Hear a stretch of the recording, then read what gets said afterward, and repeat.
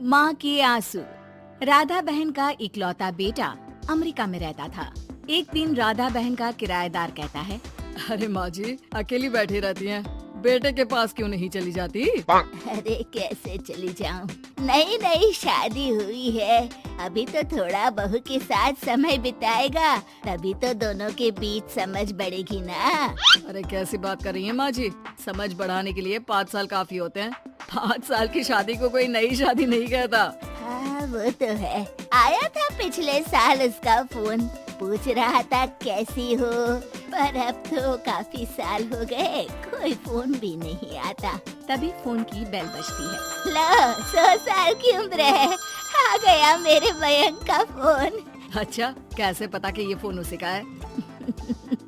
अरे कैसे पता नहीं चलेगा, माँ हूँ मैं। अरे रहने दो माँ जी, 1 साल से जिसका फोन नहीं आएगा वो अब क्या करेगा?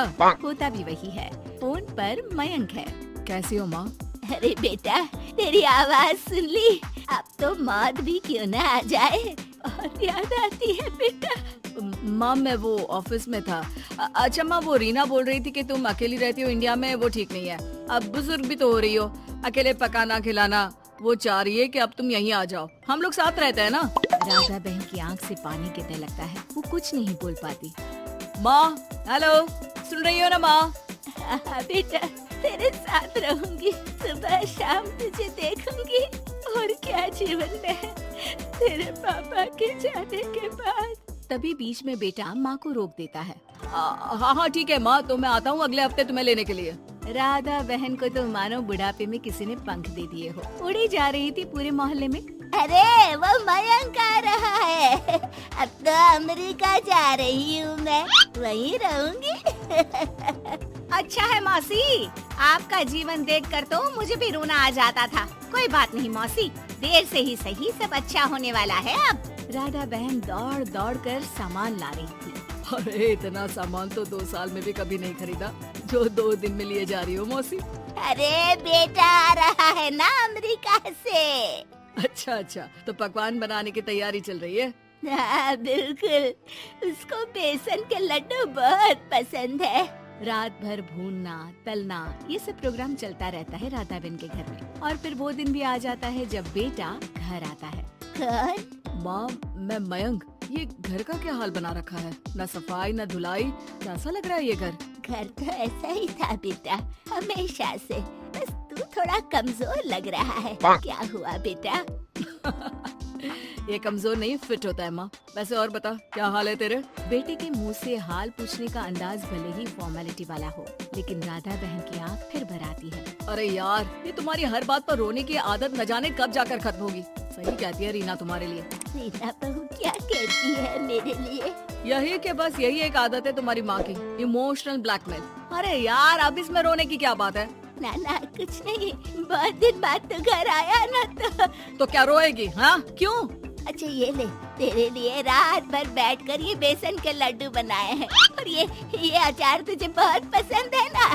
पसंद है नहीं माँ, पसंद थे। अब तो फिटनेस के लिए ये सारी फालतू चीजें मैं खाता भी नहीं हूँ। ये फालतू चीजें खाकर ही तो तू बड़ा हुआ है बेटा। अब रहने दे माँ, क्या क्या खिलाकर बड़ा किया है, मुंह मत खुलवा।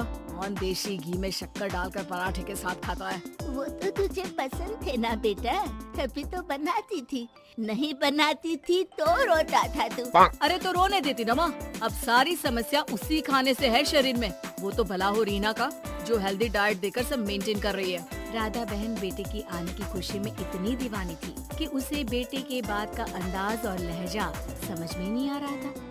अच्छा रुक, पालक वाली दाल बना देती हूँ। रहने दे माँ, मैं होटल से ऑर्डर कर देता हूँ।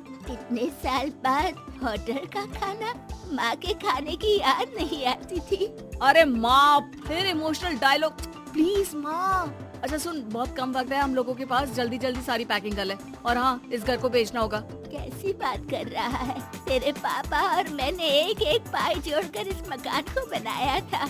हाँ पर तू जा रही है ना, फिर कौन मेंटेन करेगा? कैसे क्या होगा माँ, मैं तो अब इंडिया आऊंगा भी नहीं। बेटा तो सो जाता है, लेकिन माँ घर का एक एक कोना घूम घूम कर देखती है। सही बात है, क्यों मोह माया जोड़ रही हूँ मैं इस घर से? आखिर बेटे के साथ रहना ही तो होता है हर माँ बाप को। लेकिन इनकी यादें हर एक कोने में है। खैर, औने पौने दामों में घर को बेच बेटा और माँ एयरपोर्ट के लिए रवाना हो जाते हैं। माँ यहीं बैठ, मैं अभी आया। नहीं नहीं बेटा, मैं साथ रहूंगी, पहली दफा आ रही हूँ ना। अरे माँ, टिकट, बोर्डिंग, सामान, चेक इन 10 काम है, करके आ रहा हूँ ना। ठीक है, जल्दी आ जाना, यहाँ घबराहट होती रहेगी।